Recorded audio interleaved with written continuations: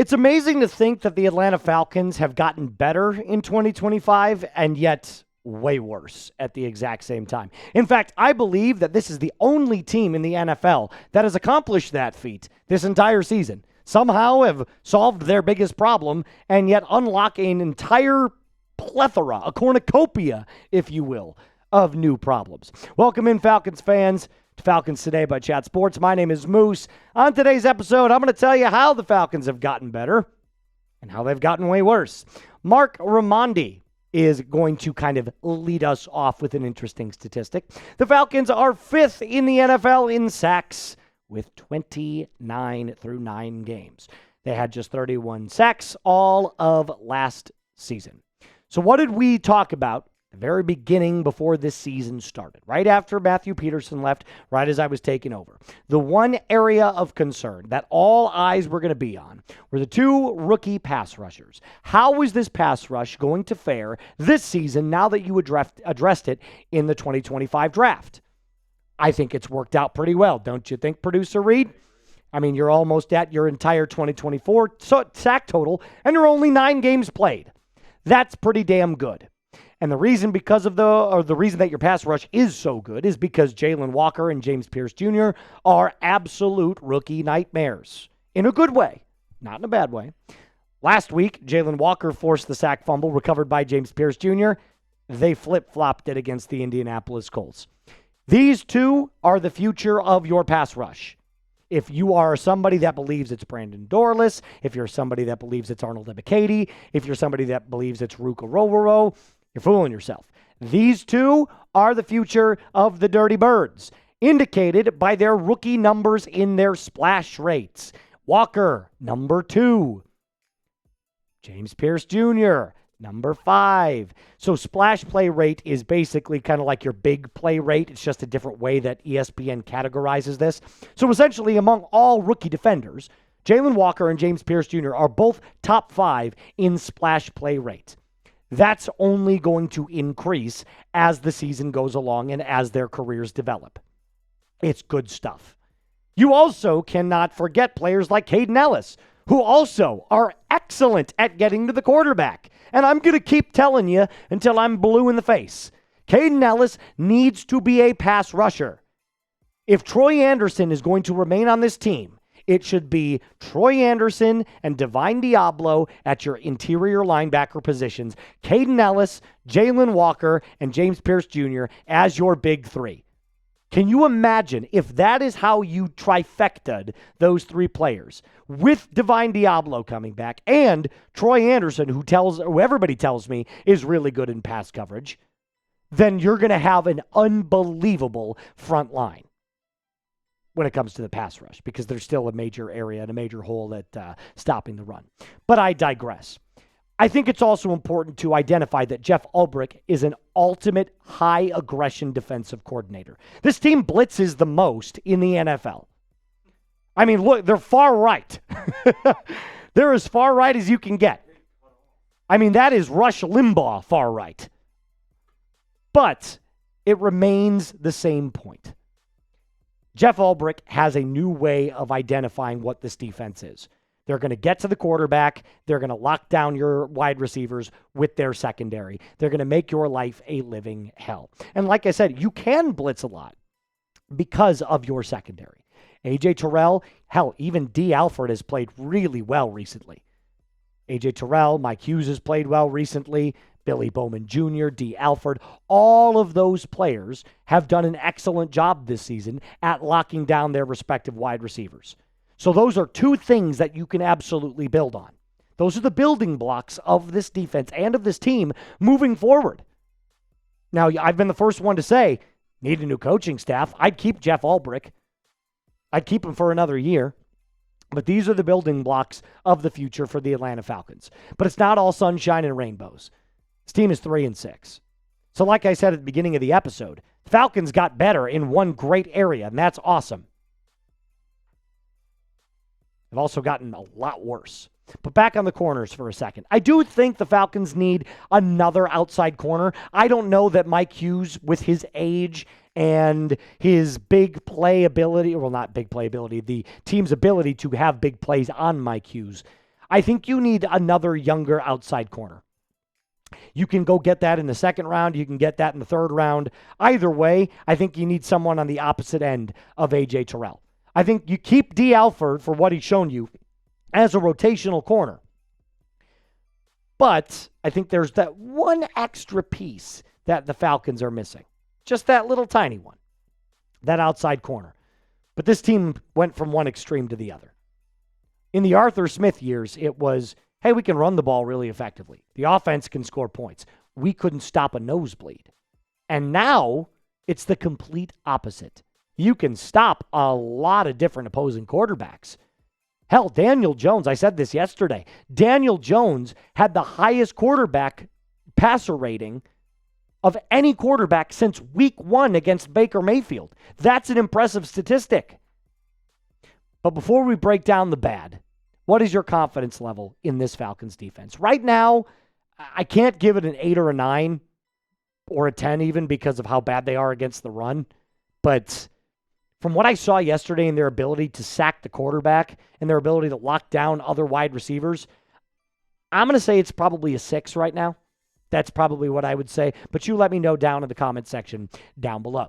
Okay, before I get on to the extreme ugly, got to tell you about our friends over at HelloFresh. Fall's here. When it comes to those cooler nights, heartier meals, and the craving for something warm and satisfying, HelloFresh comes in a big way, bringing you comforting, chef-designed recipes and fresh, seasonal ingredients right to your door. This season, they've taken things to the very next level with their biggest menu refresh yet. Say hello to a whole new way to do dinner. It is bigger. HelloFresh has doubled its menu. You can now choose from up to 100 options each week, including seasonal dishes and recipes from around the world. Dig into bigger portions, that'll keep everyone satisfied. 91% of customers say that they feel healthier after eating with HelloFresh because the best way to cook just got better. Go to HelloFresh.com/FalconsChat10FM to get 10 free meals plus a free item for life. 1 per box with active subscription. Free meals applied at discount on first box. New subscribers only, varies by plan. That's HelloFresh.com/FalconsChat10FM to get 10 free meals plus a free item for life. All of that's in the comments and description of today's video. So the offense has got us feeling like this bird.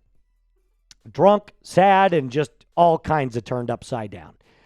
It's a Zac Robinson and Michael Penix Jr. problem. The marriage doesn't work.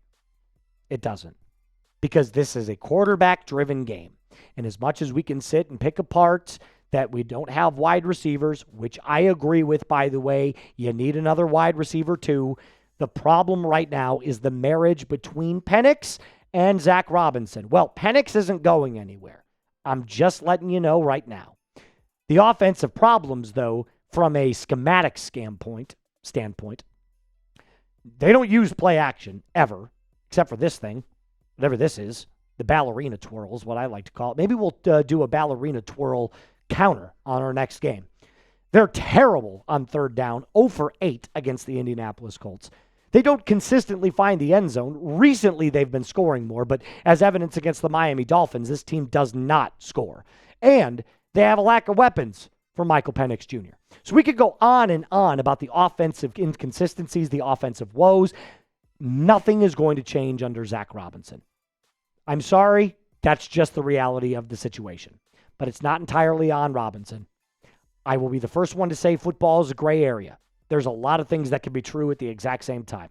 Penix is the worst quarterback in the league right now against the blitz, and it isn't close. If you don't believe me, take a look at this most recent chart that we just found out after the Indianapolis Colts game. This is pathetic. It is awful. So bad throws versus pressure faced. So the amount of times that you face pressure versus the amount of bad throws that you have. Well, Michael Penix Jr. is facing the least amount of pressure and still making bad throws. So it's clear to me that when Penix is blitzed, he gets panicky. But it continues on. And this is where the first graphic is a Michael Penix Jr. stat. Okay, Penix is not good against the blitz. This is a Zac Robinson stat. This is your quarterback throws in the system. So the amount of times that you throw on script based off of the plays that are called. Well, as we could see, Shane Steichen is a master play caller. Look at Daniel Jones at the far right. That's unbelievable. Where's Michael Penix Jr.? Right there in the middle, slightly to the right. So that's telling you that in Zac Robinson's scheme, about half the time his plays are getting open, and about half the time Michael Penix Jr. has to go off script. So it's clearly not working. This proves that Penix and Zac Robinson are a bad match. They don't work. Oil and water.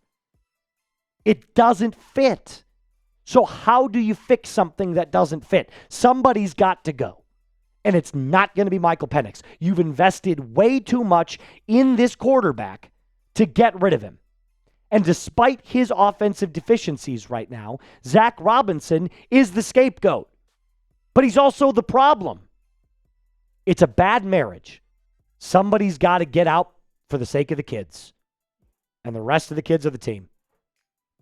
And now you got these injuries that you're worrying about to the offensive line. You've got injuries to Darnell Mooney that you've been dealing with. You don't have Ray McLeod anymore. I mean, the laundry list of problems goes on and on and on. Here is what Michael Penix Jr.'s offensive line looked like against the Indianapolis Colts. This is from all 22, so you know the stats are top tier. On Sunday morning, Penix will be lining up behind offensive tackle 1, offensive guard 3, center 1, offensive guard 1, and offensive tackle 4. So we're on second, third, and fourth string offensive linemen at some spots. How the hell are you supposed to get the ball out quickly with no receivers to explode in the screen game? That specific stat goes on to say that even despite the offensive woes problems, you need to get Michael Penix Jr. You got to get the ball out of your hands quick. Well, that only works if you got somebody that excels in the yak game, yards after completion. Well, Darnell Mooney is okay at that, but he's more of a middle-of-the-field player. He's more of a chunk player. He chunks the ball down the field. In 2024, he led the Falcons in yards per reception. So his game, while he can do some things well at the line of scrimmage, it is not what he is known for. You need a player that excels at the line and can get the ball in their hands as fast as possible. You needed Tyler Lockett.